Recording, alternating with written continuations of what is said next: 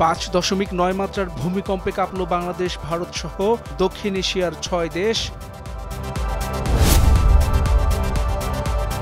ফেব্রুয়ারিতে জাতীয় নির্বাচন হবে, মহোৎসবে জানালেন প্রধান উপদেষ্টা ডক্টর মোহাম্মদ ইউনূস।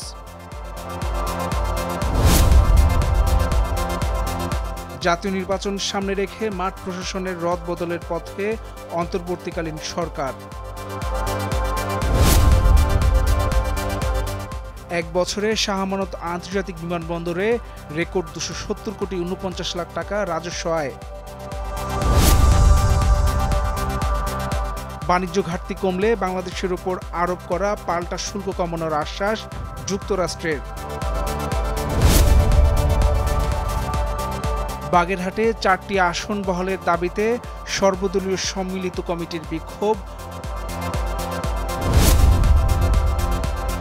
নেপালে সরকার গঠনে অচলাবস্থার অবসান, জেনজি বিক্ষোভে নিহতদের শহীদ ঘোষণা।